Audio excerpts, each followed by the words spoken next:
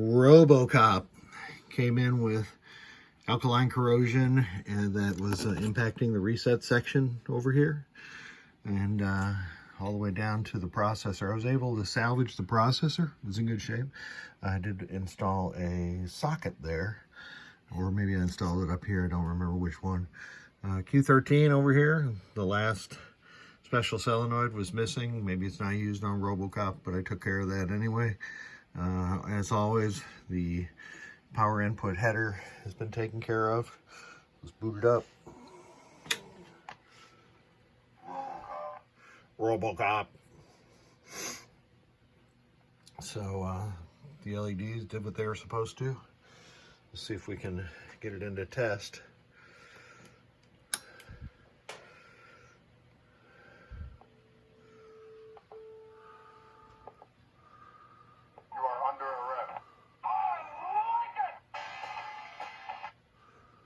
There's a auto test as it was performed. You can do the sound manual, which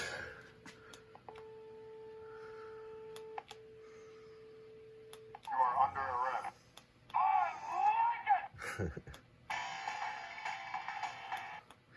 So that's all good. That's the soundboard came in with it also, so I've connected it up to the board.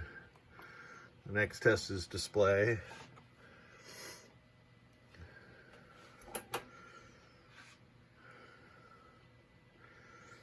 Working perfectly. I'm not going to let it go through all those. They're just fine. And switch test. Again, I use my Pennytech switch tester here.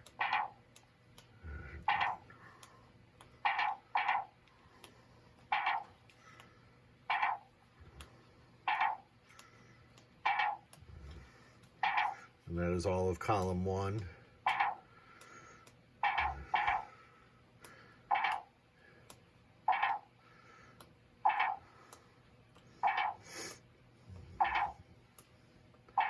That is all of row 1. And the last switch in the matrix. No active switches, perfect. No, it's going to say all these are bad because it hasn't seen them activated in quite a while. Lamp test. All lamps operating properly. A mess of cables here.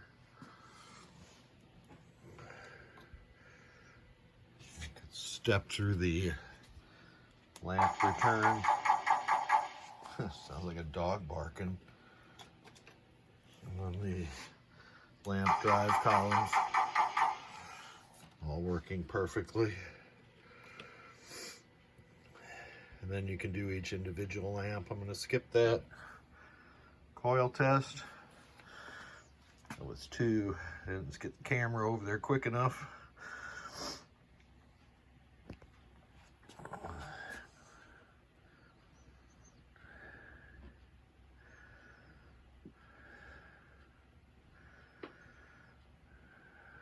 Boy, Data East really goes slow on these coil tests.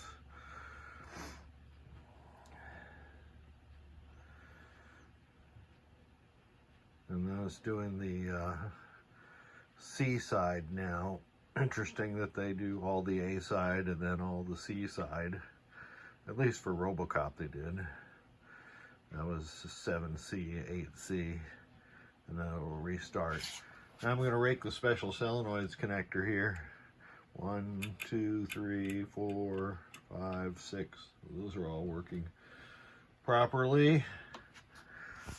And let's move on. I'm going to skip the manual coil test. And that was it. Back to regular attract mode.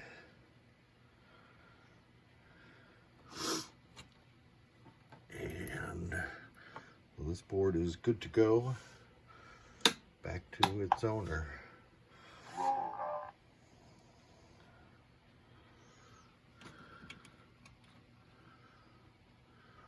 Thank you so much for sending it.